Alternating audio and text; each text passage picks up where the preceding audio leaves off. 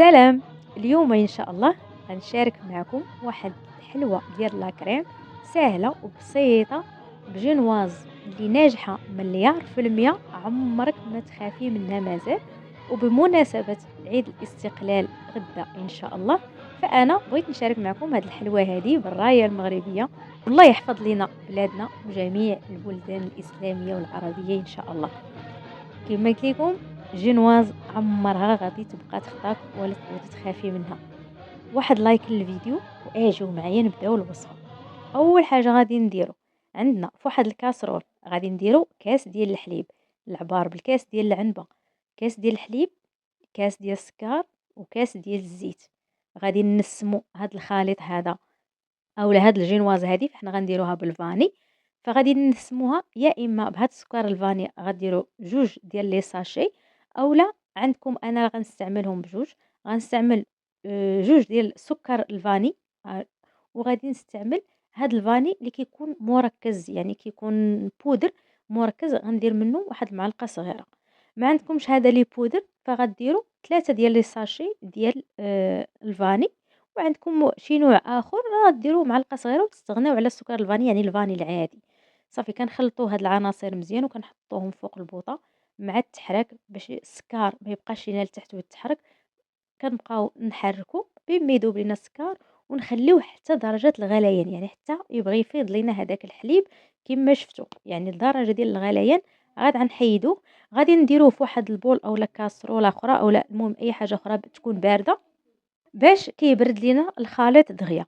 مهم جدا انه هذا الخليط خصو يبرد لانه مازال غادي نضيفوا ليه البيض، ولا ضفنا البيض وهو باقي سخون فالبيض هنا غادي يخسر ويخسر لنا الخليط.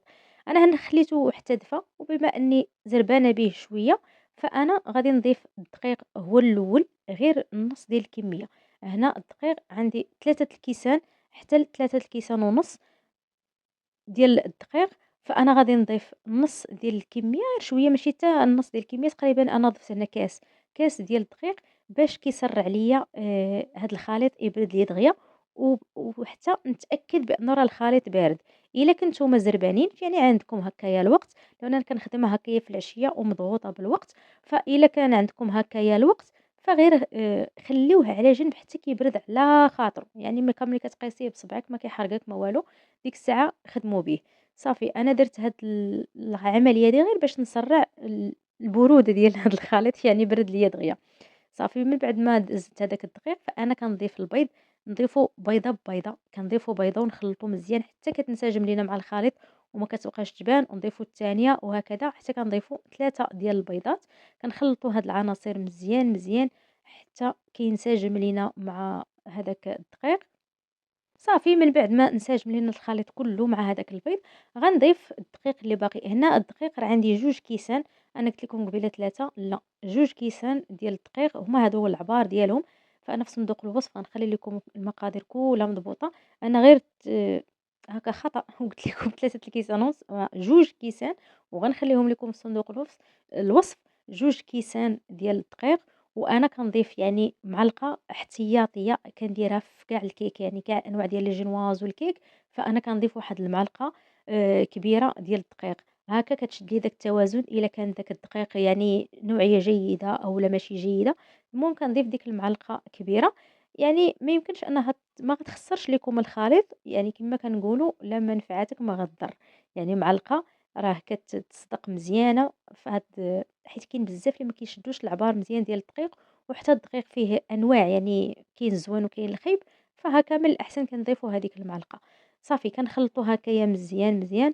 ومن بعد اخر حاجه كنضيفوا 3 ديال الخمارات، الوزن ديال كل وحده 8 غرام. كنعاودوا نخلطوا الخليط مزيان حتى كنتخلصوا من هذاك باش ما يوقعش ليا التكتلات ديال الخميره اولا حتى ديال الدقيق. المهم نعطيو الخاطر حتى كيتخلط هذا العجين مزيان مزيان.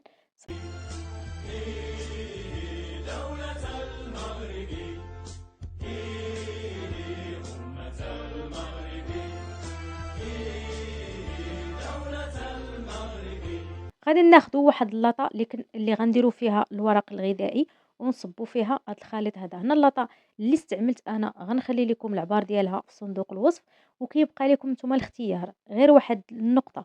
إلا بغيتو الجينواز تجيكم هكايا رقيقة، راه باش ما كانت اللاطة كبيرة وكان الحجم ديالها كبير راه كتجيكم الجينواز رقيقة بزاف، باش ما كانت اللاطة يعني غدا وكتجمع، يعني باش ما كانت صغيرة كتجي شوية غليظة.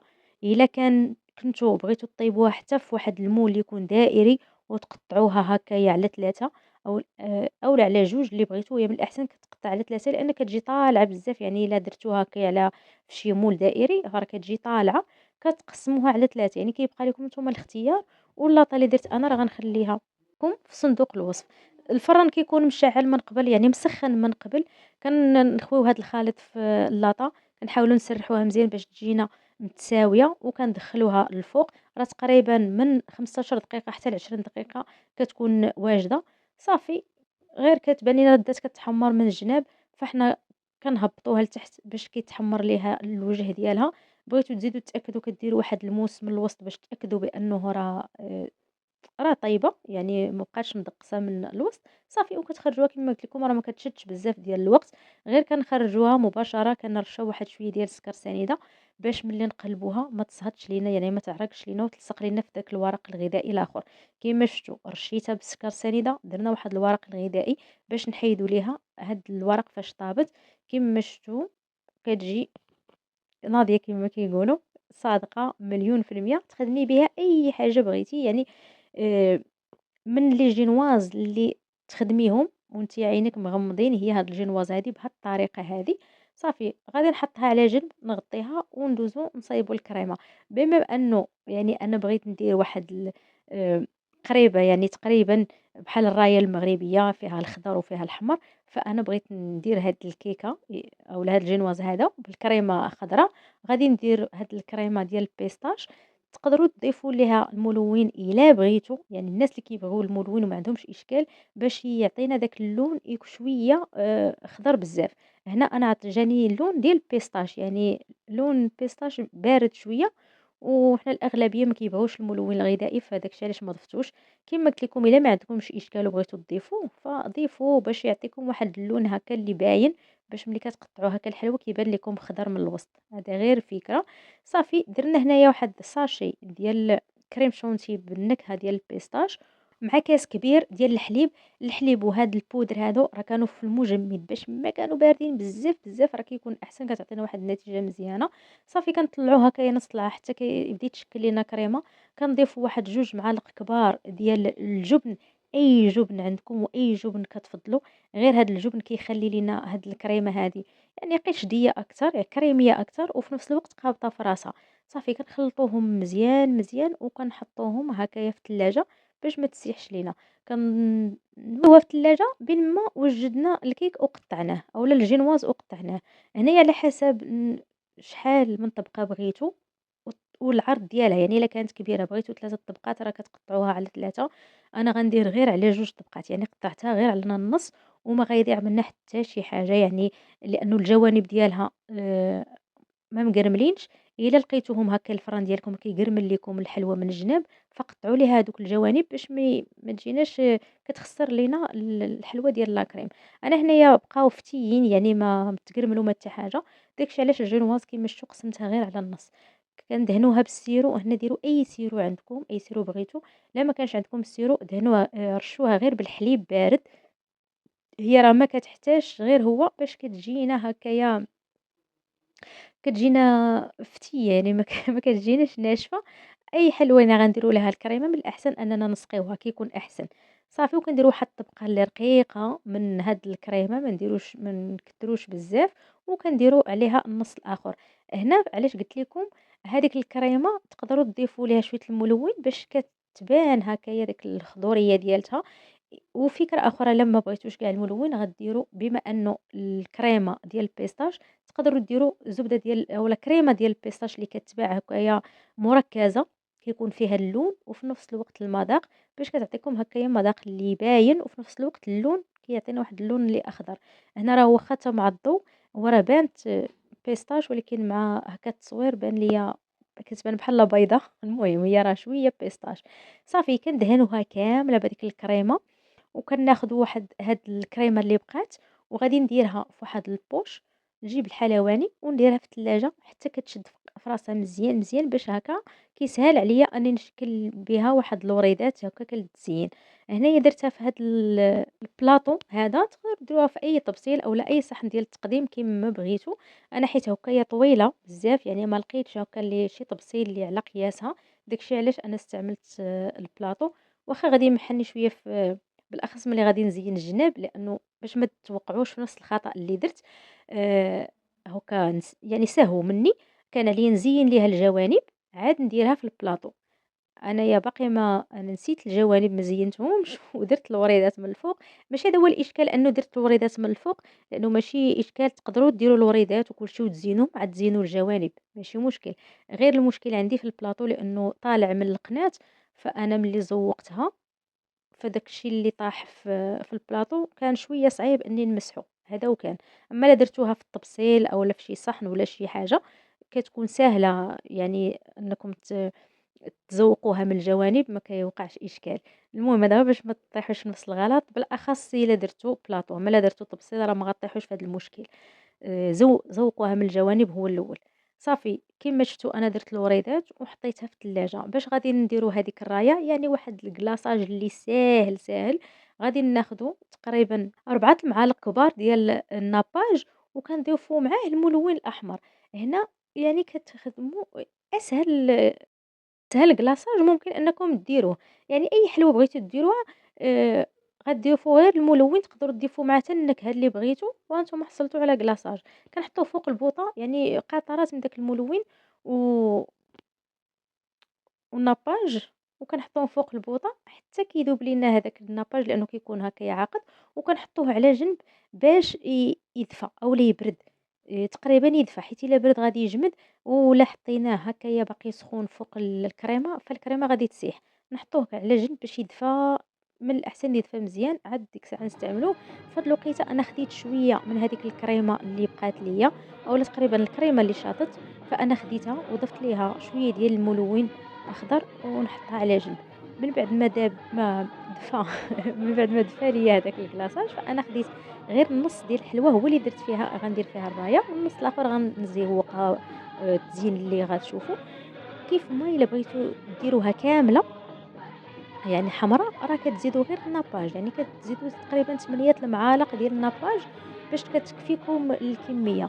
صافي هذاك الكريمة اللي خديت ضفت ليها الملون باش ندير هذيك النجمة وتجيني خضرا، يعني النجمة خصها تكون باينة مزيان.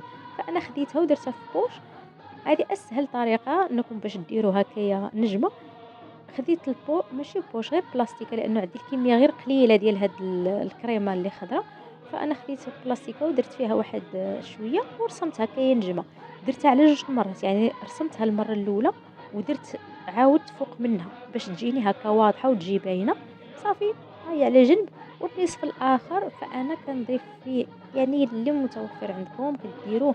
كاين أنواع ديال الباستا، الأنواع ديال الفاني يعني الشكلاط. أنا هنا كان عندي واحد الأنواع هكايا ديال الشكلاط، آآ فكنقطعهم يا إما النص يا إما كنحطهم هكايا. المهم كتعمروا هذيك البلايصة بالأنواع اللي كتبغيو ولا اللي كيبغيو وليداتكم. كيف ما قلت لكم ممكن أنكم ديروها كاملة راية مغربية، يعني ما ديروش هذوك المكسرات وداك الشكلاط وداك الشي في الجناب، فكديروها كاملة. كتخويو هذاك الكلاصاج كامل وكديروا النجمة هكايا في الوسط، كيبقى لكم نتوما الاختيار. هنايا هذه هي اللقطة اللي دويت لكم عليها قبيلة. أنا كان عليا هاد اللقطة هادي يعني نزينها قبل ما نحطها في البلاطو. خديت واحد شوية ديال كوك عادي ما مطحون ما حتى شي حاجة، خلطت معاه شوية ديال الملون لأنه بغيت هذاك اللون الأخضر يبان باش كيعطيني هذيك القضية ديال النجمة المغربية أولا الراية المغربية كتبان كتر، يعني ديك الحمورية ديك الراية اللي درت الوسط باش تبان كتر. ما بغيتش نخرج على هذاك التزيين، داكشي علاش أنا درت الكوك ودرت فيه الملون. تقدروا ديروا كاوكاو ديروا اللوز اللي بغيتو، هذه غير كفكرة. صافي حتى لصقته من الجوانب كله، وعاد غادي نحيد هذوك الزوائد. هنا كما قلت لكم هنا هذه هي اللقطة اللي محنتني شوية، لأن البلاطو شوية طالع من القناة. فأنا ملي بغيت نحيد دوك الزوائد ديال الكوك فكلقيت ماشي مشكل، ولكن شد ليا الوقت. فهمتوا يعني شد ليا بزاف ديال الوقت. من الأحسن أنه لا زوقتوها قبل عاد حطيتوها في البلاطو وديك الساعه كملوا التزيين ديال الفوق. وهذه هي الكيكه ديال عيد الاستقلال المجيد. نتمنى ان شاء الله انها تنال الاعجاب ديالكم، وتخلوا لي في التعليق كيفاش جاتكم. وبقى لي غير نقول لكم خليتكم على خير، الصحه والراحه، سلامه.